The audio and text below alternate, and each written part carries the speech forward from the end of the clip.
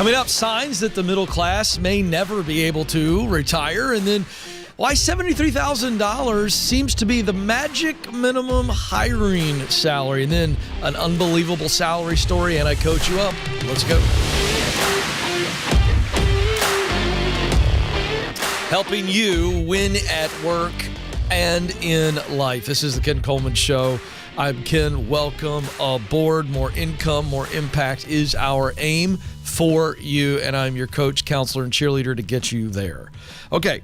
Will the middle class ever be able to retire? Some will, some won't.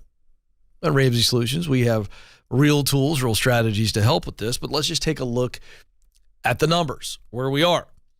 The income range that is considered middle class has changed over the last few years. Right now, it is about $30,000 to $90,000 of income for a single American, and then between $52,000 to $156,000 for a three-person family. So that is technically what is considered middle class. But to give you an idea, if you look back 12 years ago, 2010, the median income for a middle-class family was just under $80,000. That's a three-person family, okay? Now, on top of that, let's look at 40% of workers say their employers do not provide any type of retirement funding or financial education, which I want to pause right there. If you're new to this program, we have a lot of people watching that are brand new, coming in all the time. And if you work for a company that does not have financial education as a benefit, Smart Dollar, if you're a leader in that company or you have a good relationship with your leader, please recommend to them that they check out Smart Dollar, Ramsey Solutions. That is our program that is a financial wellness benefit for companies, and it can literally change your life and the lives of your coworkers. So I just want to add that really quickly. But for so many Americans who have little to no retirement savings, this can be a very discouraging outlook. Is it too late? The answer is no. Is it possible to begin to save for retirement and offset some of my working years? The answer is yes, it can be done. You need discipline and you need a plan. We've got the plan if you've got the discipline, RamseySolutions.com. But I will tell you that in a world where the landscape of work has changed tremendously, people will leave you in a moment's notice. They won't stay with you unless they feel valued, unless they feel fulfilled, and unless they see a path to a better life. Now, I'll break those down, because this comes into play when you talk about retirement planning and why companies that aren't offering this need to figure out a way to do it somehow, some way. And if you can, if it's not advantageous for you as a small business or company to do this, then at least invest in the financial education of your team so that they can invest in themselves. So I want to break those three things down, because this is how the world of work has really changed. I said first, they need to feel valued. They need to be seen, recognized, rewarded. They need to be fulfilled. They need to see a sense of purpose in their work. And so if they're not in a seat on the bus that has great personal purpose, can you find a seat on the bus where they go, all right, it's a day job, I get it. It's not my long-term prospect. It's not where I ultimately want to be. But for right now, I see tremendous purpose in this day job and what it can do for me financially or from an educational standpoint. Leaders, you've got to show that value in the position. Not just value them, but show them how they are valuable in their position on the seat of the bus that you have them in, or get them to a different seat. And then increasingly we see that my development, my professional development, thus my opportunities long-term are of vital importance.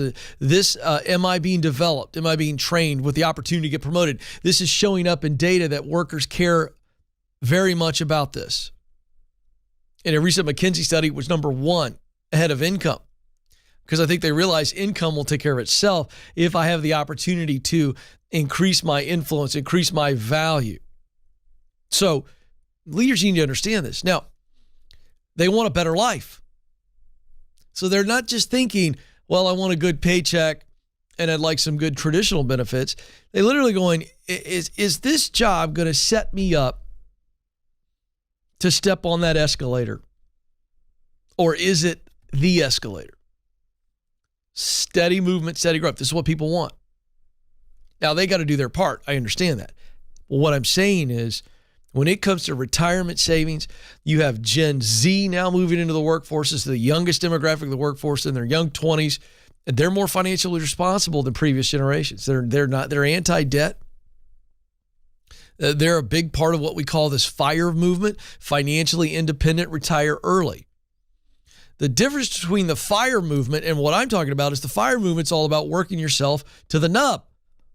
60, 70, 80 hours, living on next to nothing. So all you do is work and you spend nothing, no fun, nothing. Now, will that work? It certainly works. Is it necessary? No, it's not. But this younger generation is all about this. They're going, hey, I want to have a large nest egg. I want to retire early. I think the FIRE movement is misguided. It's immature. And it's unnecessary. And it's a recipe for a lot of frustration. Because if it's all you ever do is work and you don't enjoy life at all, and then the whole goal is to retire at 35, well, yeah, okay, you retire and you don't have to work at all. Sounds great on the surface. Until you're 2 or 3 years in, some of you 6 months in, and you're doing nothing but chilling out and all that stuff. And then all of a sudden you feel like something's missing. What's missing? What's missing is the contribution that we long to make. We want to do something, produce something that's valuable. This is in the human spirit. Can't deny it. Can't replace it. No amount of money will fill that very God-given desire to make a difference in this world. It's not going to go away. Can't drown it out. So you can get on track with your finances and not have to work yourself to the nub. How do you do it? You walk the baby steps, the 7 baby steps that we teach at Ramsey Solutions. You can get the book Total Money Makeover. This is a whole new concept to you. You can take Financial Peace, RamseySolutions.com. I've taught the course before. It's a fantastic course. It's going to walk you through step by step how to get control of your money. And then what we call baby step 4 is you're putting 15% away of your income to retirement. But if your company has a 401k and you have no debt, we want you contributing to that. Roth IRA, if you're not contributing the full 15% through your company matches. You can do it. And money does compound in the stock market, by the way. I don't know if anybody's been paying attention, but up and down. But boy, the last couple of days, it was up big. And so you put it in, you keep investing. When the stock market is down, you look at it as, well, I'm getting a steep discount. And I'm going to really make some money when the market goes back up. We are going to, by the way, promote a free tool at RamseySolutions.com called the Retire Inspired Quotient. RIQ is what we call it. And we're going to actually, for the podcast listeners, we're going to put a link in the show notes. The rest of you can go get that tool at Ramsey Solutions. Just search RIQ. Here's what you do. Put in all your current numbers and where you want to be, and we'll give you what you need to be doing to retire. Coming up next, $73,000, the new minimum wage.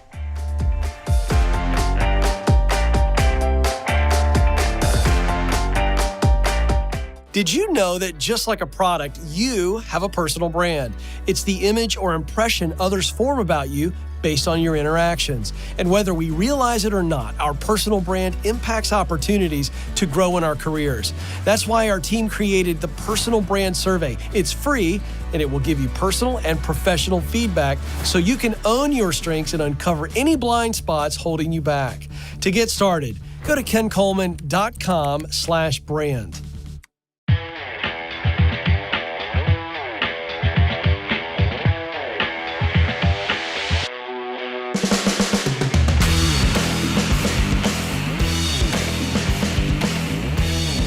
Is $73,000 the new minimum hiring salary?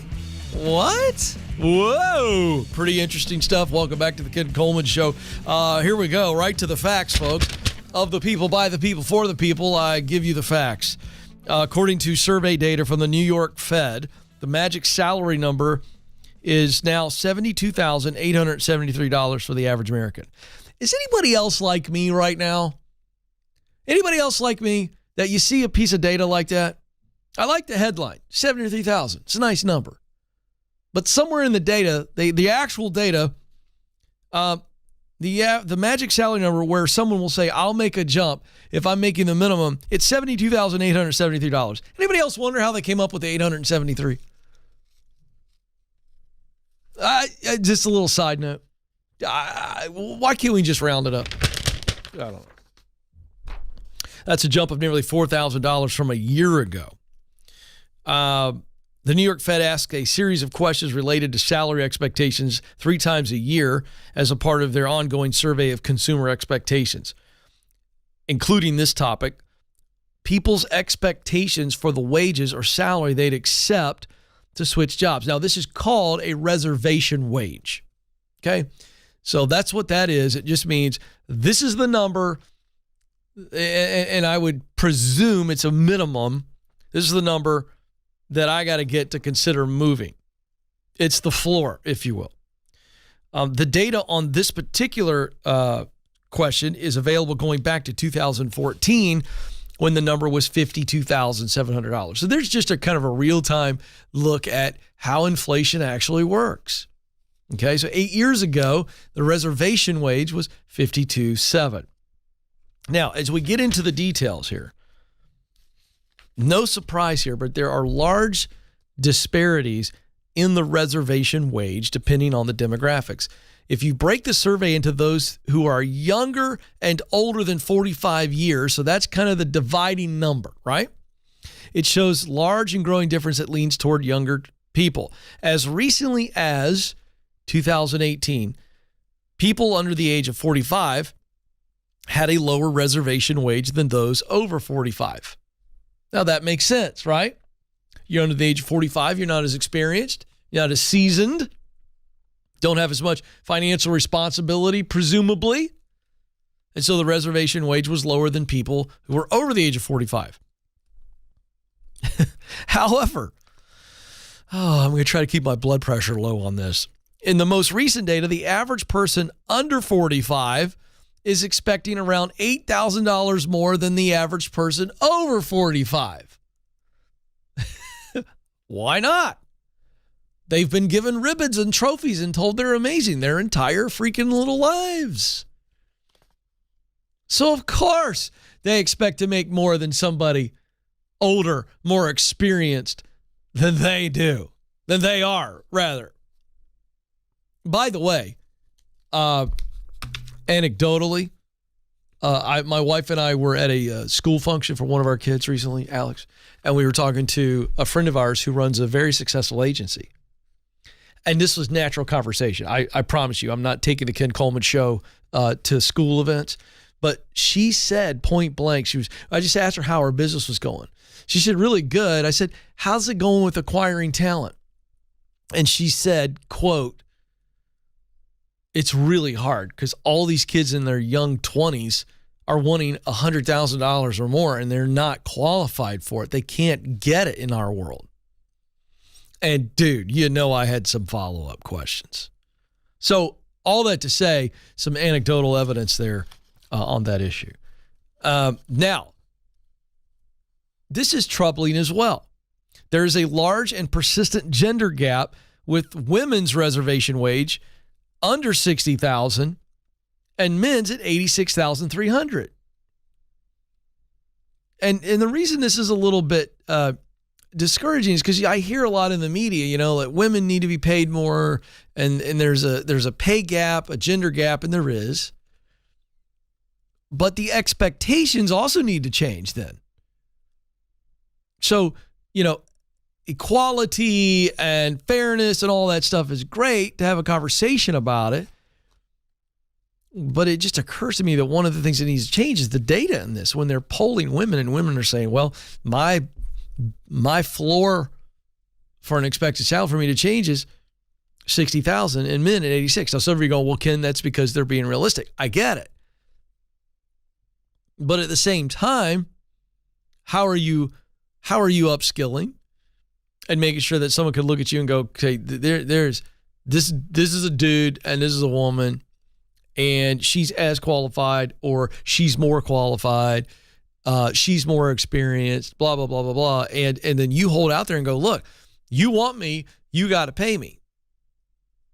And in today's world, yes, there are chauvinists and jerks and all that kind of stuff. I completely agree with that. But in today's world, there is such a war for talent between companies that there has never been a better time for an impressive woman to name her value and get her value. But you have to be willing to walk. This is a good old-fashioned form of negotiation. It's not actual negotiation, but I'll give you an example. I had a friend of mine one time that went to a one of those big box, electronic stores. Might have been Circuit City we were talking about the other day. Might have been. And he was looking at a big screen TV, and this is probably a decade ago, but it proves my point. And basically what he did was he was looking at the TV, and the salesperson was all over him, trying to close the deal. He's like, man, I love the TV. He goes, but I'm not going to pay that much. It's not my budget. I'm not going to pay that much. The guy goes, well, I mean, it's really worth it. And the kid just keeps, it's worth it. It's worth it. It's worth it. So he finally goes, do you have your business card? I want to think about it. He goes, well, I'm going to give you something to think about.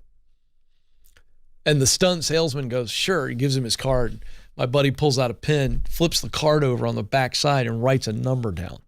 Hands it to the kid and says, hey, this is what I can pay and this is what I will pay. So I got some other errands to run.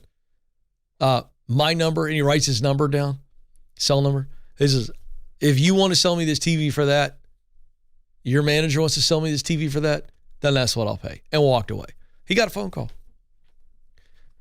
Now, a lot of companies say, oh, we don't do that. And you know what drives me nuts is the no haggle pricing, like CarMax started it. Brilliant move, by the way. But now everybody does it. And I think it's fantastic. And I don't buy it. I'd go in and do the same thing if I were buying a car right now. This is what I'm going to pay. You know how to get a hold of me. Take it or leave it. And there's no haggling. I just told you the facts. So I say all that to say that I do think it's time for men and women to say, you know what? When I go through a job process, like buying a TV or car, here's what, and they make me an offer, I'm going to go, this is what I could come. If you can pay this, great. I'd love to talk next level. But if you can't pay this, I can't do it. And walk. But you got to be willing to walk. Now, that's the hard part, right? Because it's a job. And if they've offered you a job at one price, but you don't feel it's the right salary, it's not a back and forth. There's none of that nonsense. It's, I appreciate the offer. I'd love to work for you, but this is what I believe I'm worth based on this market. And I have some facts, right? Make your case. And then just be willing to walk away. Tremendous power. Speaking of salaries, I saw Alex showed me this. Sports is big time money. Has Nathan seen this article? If he had, he's seen it. That's unfortunate. I was going to test Nathan because this is true. Had you guys, and I'm Mr. Sports, all right? I watch too much sports. Had you asked me what an NBA mascot makes, I truly would have said 75,000 maybe. This is 82 games. So I was thinking, well, that's a lot of games. All right, listen to this. The Denver Nuggets mascot, Rocky, is the highest paid mascot in the NBA. He makes $625,000 to show up to 82 games, wear a really hot costume, and act like an idiot. That's a great gig. There on the screen, look at this. Harry from the Hawks, $600. Benny the Bull, $400. Go the Gorilla, $200. And poor Hugo the Hornet is working for low wages.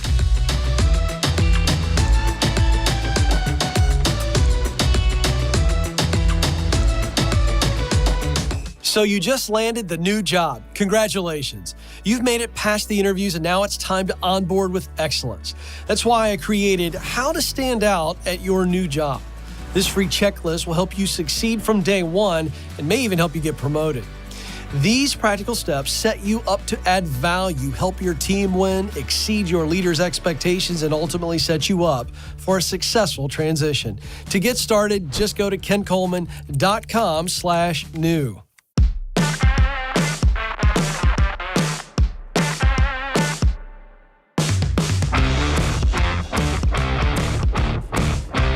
Of the people, by the people, for the people. This is the Ken Coleman Show, helping you make more money and experience more meaning. In other words, we're going to help you lift your income and your impact in the lives of others. You matter so very much. You were created to fill a unique role. That means you are needed in this world, and it means you must do it. You got to show up, be the best version of you, and I'm here to help you, whether I'm coaching you, counseling you, or cheering you on. And also reporting to you what's going on in the world of work. And I cannot believe I'm about to say what I'm about to say. This might be a sign of the apocalypse.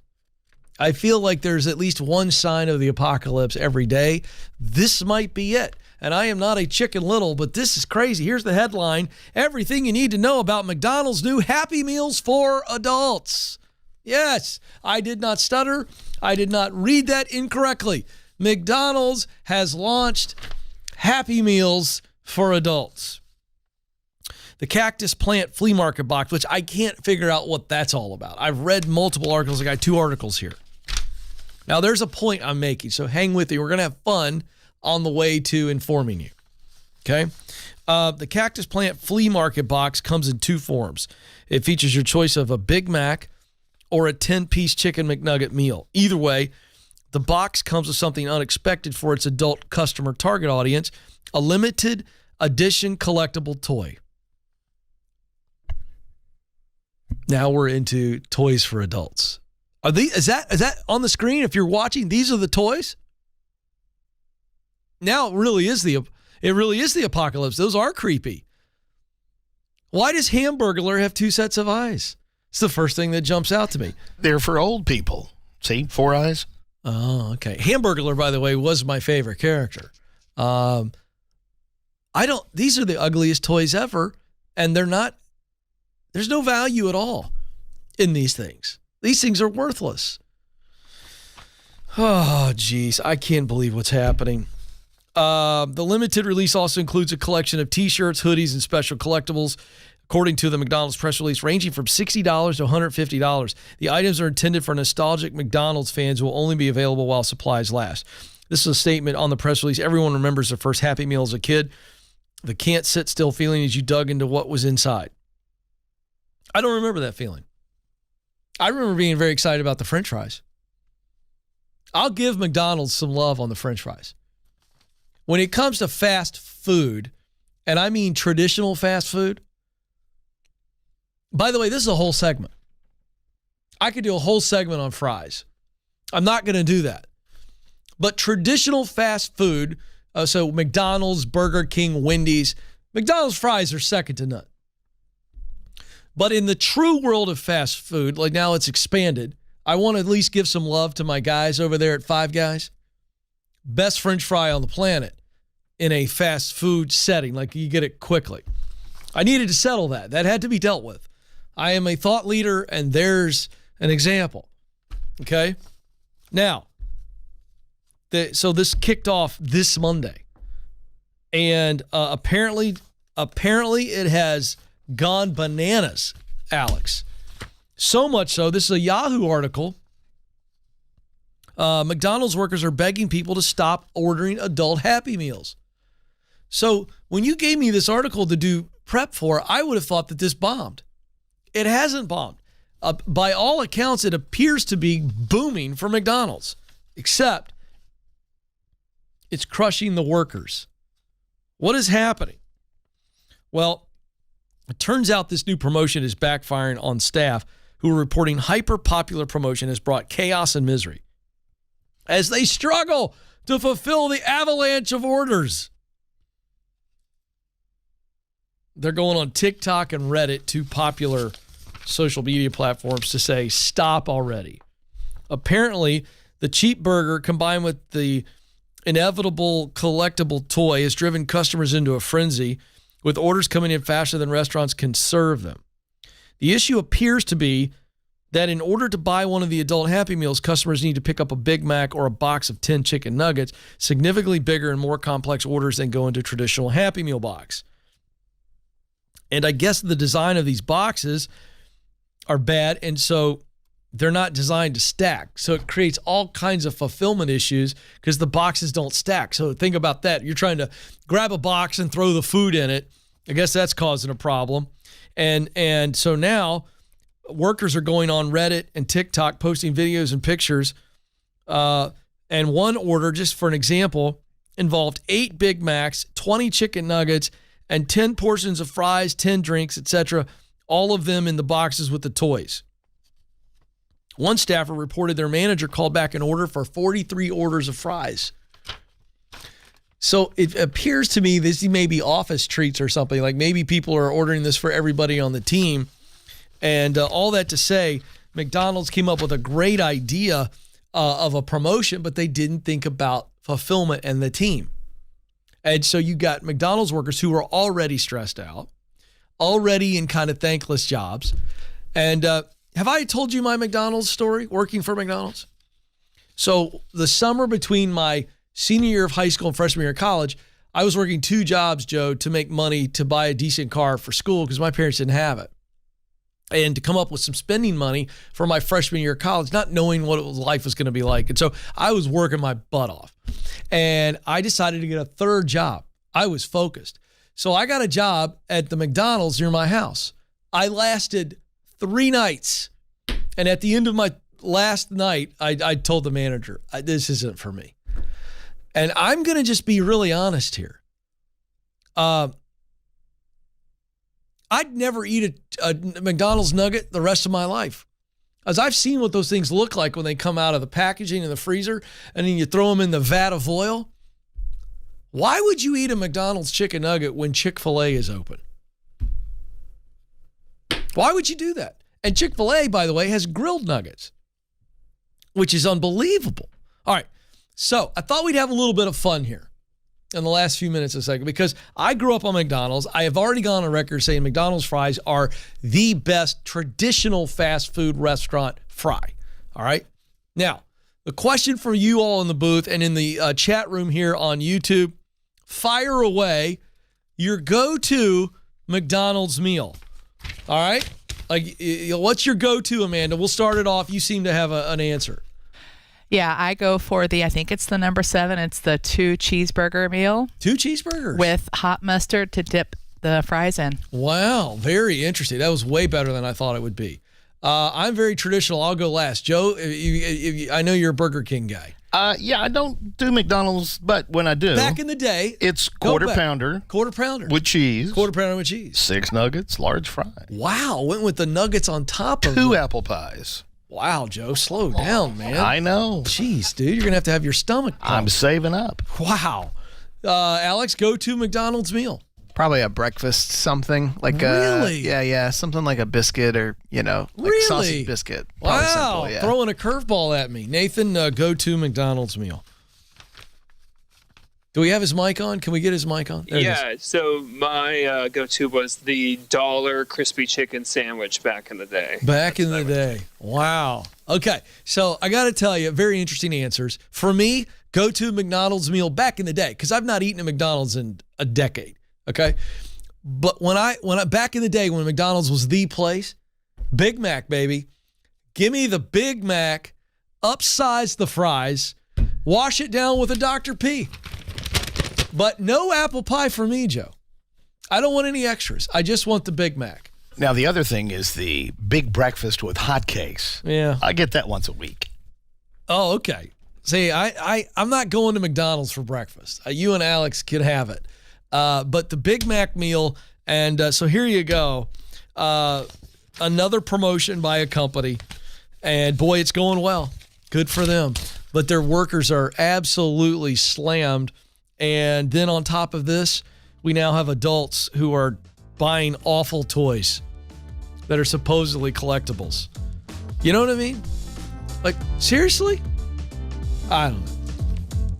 But all of a sudden, I am craving a Big Mac. Special sauce, lettuce, cheese on a sesame seed bun.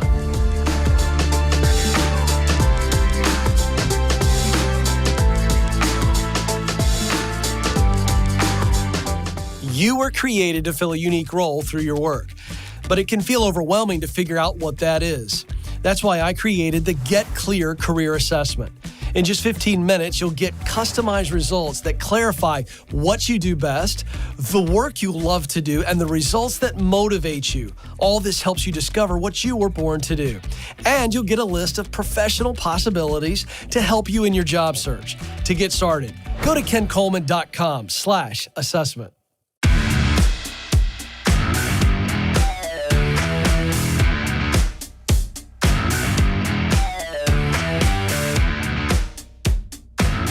Well, welcome back, America. Alex, the producer, wants me to go to McDonald's and get a Big Mac meal, get the Hamburglar toy, and put it right here. Somewhere right in this area. We'll see. Yeah, I don't know. I think that stuff stays in your system way too long. All right, folks, welcome back to the Ken Coleman Show. Having a lot of fun. Time to coach some people up. You can jump in on a coaching call every day that we're here. You got to get in. 844-747-2577. 844-747-2577. Alex, if you'll allow, we might have to get to some of these chat room McDonald's submissions later in the program just to keep this thing alive. I feel like we struck a nerve here. The people are fired up in the YouTube chat room. By the way, if you want to watch live on YouTube every day, 1 Eastern, 12 Central, the Ken Coleman Show on YouTube, you can jump in, and we have a wonderful group of people that are in the chat room. They're good people. Well, they'll welcome you into the water. It's warm. Thomas is up in Fort Worth, Texas. Thomas, you're on the Ken Coleman Show. Hey, Ken, how you doing? I'm living the dream. What's up? Hey, I have a question for you. So, feeling a little bit stuck and underutilized where I'm at now. Okay. And I want to know if it's a wrong mindset or if maybe I should look at getting out.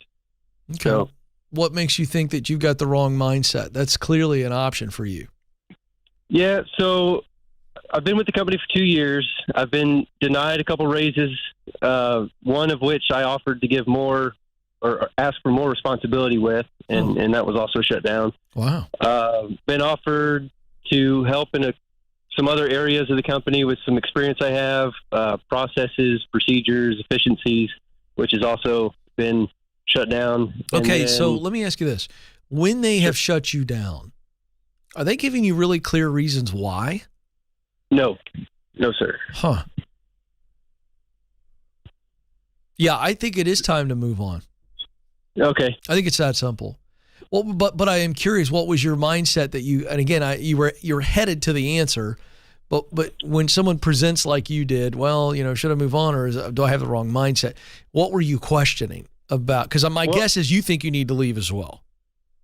I do, but also I've only been here for 2 years, and maybe I haven't put enough time in the company to earn credibility or paying my dues kind of thing to see if I don't know, I'm worth investing still in the company, that kind of question. You think there's any okay, that's fair. That's why I went back to that. Do you think there's evidence? But see, the problem is your leaders haven't told you that. It'd be nice if they said, hey, love your spunk, love your spirit, that you want to do more, but you're not there yet. You need to do this, this, and this. You need to prove this, this, and this. I mean, but they give you no response at all, just a no? Yeah, it was almost like a stay in your lane kind of feeling for a while. I'm pretty much stuck where I am in my position. I have one person above me, and he's the VP. Yeah. So I wouldn't be able to get moved up until he retired. What is it that you want to do? Let's forget all the details that we've been talking about and go, what would you want to do if you could just make it happen right now, either where you are or in the field that you're in, or is there another field, another role you're looking at?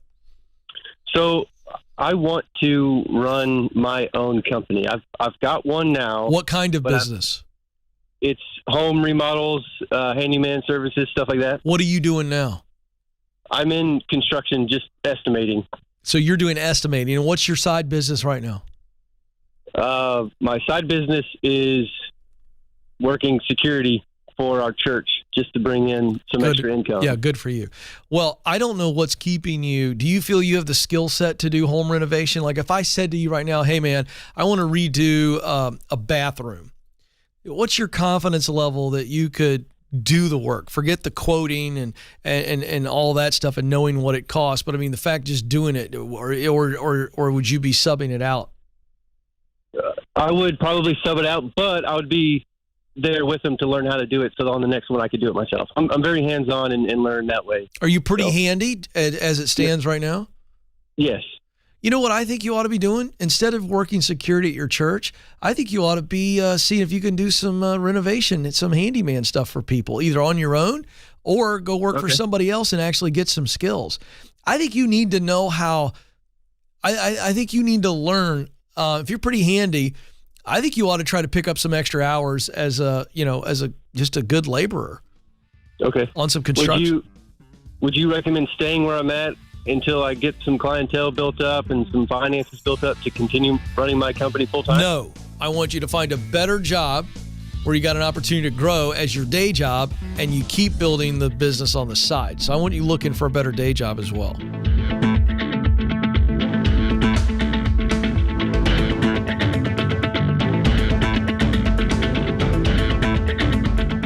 Did you know that recruiters take an average of 6 seconds to scan a resume? And that's if they ever see it in the first place. In fact, 75% of resumes are rejected before reaching a hiring manager. Listen, folks, if you want to get hired, you've got to make your resume worth noticing. That's why we created How to Write the Perfect Resume.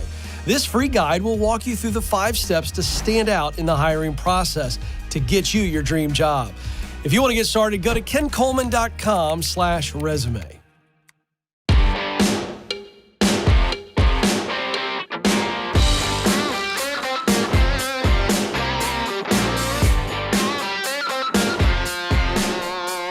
All right, what if I told you that you could figure out your future for $10?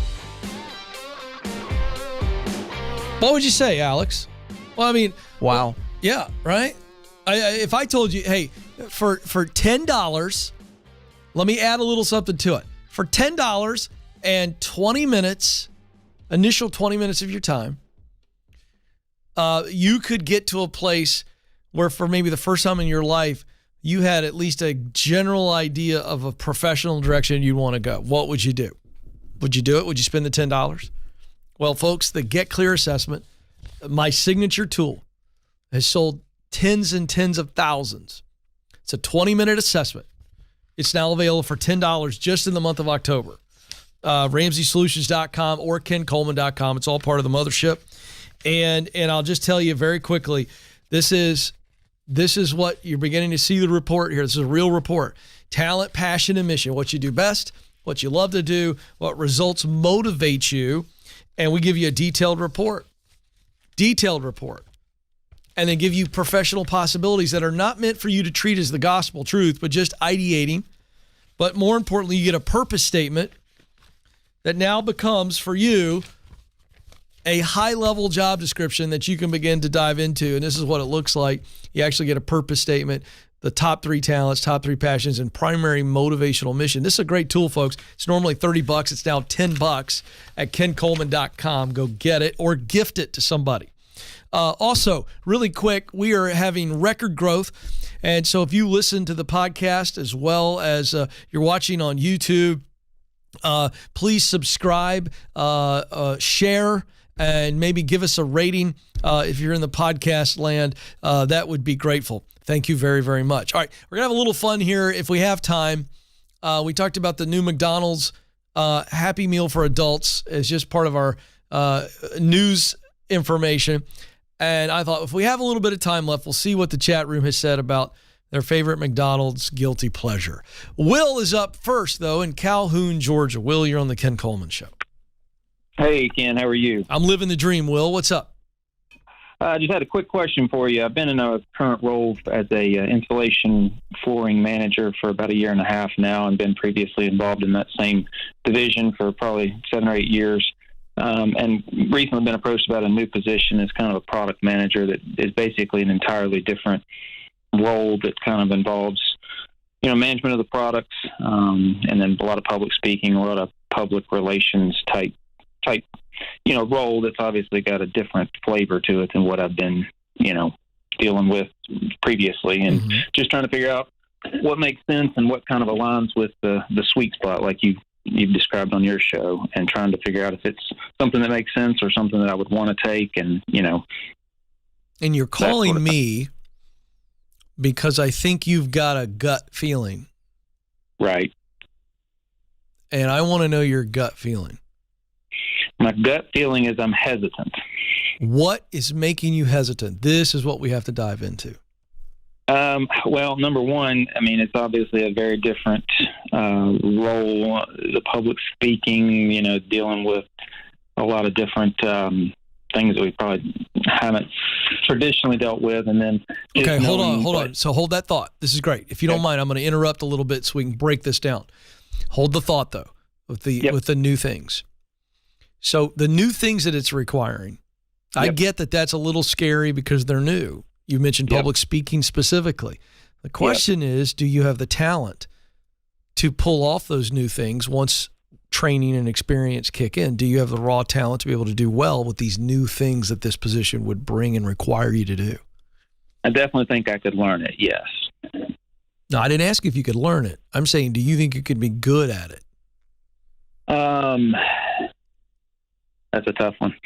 Well, I get it, but you need to be really honest with yourself and with me, because we're going to walk right through this. We're going to look at the sweet spot. We're going to look at, do you have the raw talent to do this job well? In other words, the other way I say it is, will this new job allow you to spend 80%, 75% to 80%, the rule of thumb, of your day doing something you're good at? Yes or no?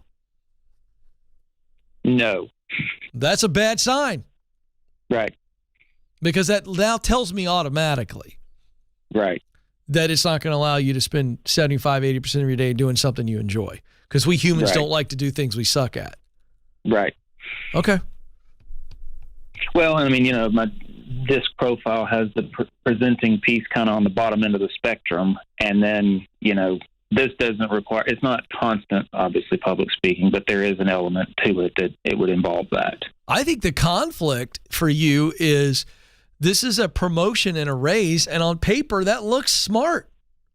Correct. You're hitting the nail on the head. I know. This is a wrestling match between your head and heart. Yes, it your is. heart says no freaking way, and your head's going, slow your roll, Sparky. We make more money. We get a little more prestige, a little more influence. You would be a complete idiot to turn this down. That's what your head's telling your heart. Correct. Well, you know what the head does? The head speaks out of fear. Right. And in this situation, we've got to trust the heart, because here's what happens. If you take this, and your heart's telling you not to take it, but if you take it because it's a pay bump and it's a influence bump, that's going to wear off. That initial high wears off quick. And then you go, what the crap did I do? Right. So I think there's another ladder that you need to be on, and maybe you're already on it, so let's keep climbing it. Don't get distracted by the wrong ladder. That's my encouragement to you. You're not an idiot. Right. You're not a moron. You're not a loser. You're not lazy. You're not, whatever your brain's telling you, that's just crap. Right. But in our world today, Will, I think you're absolutely square in the crosshairs. I'm curious to know if you agree with this analogy. But in our world, you're treated less than if you turn down a promotion, if you turn down an opportunity. Right. And that's the part that I've kind of been wrestling with, and it doesn't make exact sense, Yeah. No, listen. There is a unique role that you were created to fill. You are needed. You must do it. And so that means you can't get distracted by what looks to be good, but it's not great. Good is the enemy of great when it comes to opportunity. Right. And I'm trying to teach my kids that right now. Like, there's coming a day where you have to learn how to separate the good opportunities from the great opportunities. You got to be willing to look a good opportunity in the eye and go, you're a good opportunity, but I know if I take you, that this is going to hinder my ability to get the great opportunity. And it takes tremendous wisdom and tremendous discipline to say no to a good offer, a good opportunity, in order to set yourself up for a great opportunity. And I think that's where you sit right now. Right. And that's what I just don't want to be disrespectful in the sense of turning down, something that could be an opportunity. I know we just met, Will, but I don't think you got it in you to be a jerk. Right. So stop worrying about it. Yeah. You're not going to be disrespectful. Okay. And what's the trigger to kind of say, hey, this is a good opportunity and this is your sweet spot, and kind of I would just say it. Say, hey, I'm flattered, I'm honored, thank you for this opportunity. Yeah. But as I look through it and I weighed it, it's not the right opportunity for me, and that means it's not the right opportunity for you guys. I'm not the best candidate, and the reason I'm not the best candidate is because this is not my sweet spot. And if you want to explain that to them, you can. You can go, it doesn't allow me to spend most of my day using what I do best to do what I love to produce results that matter to me. They'll understand that language. Right. And completely then, understand. Yeah, man, you're just a class act. You go, hey, I really appreciate it. And listen, I mean, most people aren't used to hearing that. But it's actually true. I think we lose sight of the fact that if we take a job that's not a good fit for us, it's also not a good fit for the company. So instead of feeling guilty about taking a pass on a position that's not in your sweet spot, you ought to feel proud to go, hey, I'm not going to lie to you because I'm not going to lie to myself. And I know you may be disappointed, but I'm telling you, I'm not the best fit. Somebody else is. That's an act of honor. Great call, Will. Appreciate you, man. Hey, don't forget, you matter. You have what it takes. Press on. Thanks for listening to The Ken Coleman Show. For more, you can find the show on demand wherever you listen to podcasts and watch the show on YouTube. You can also find Ken across all social media by following @Ken Coleman.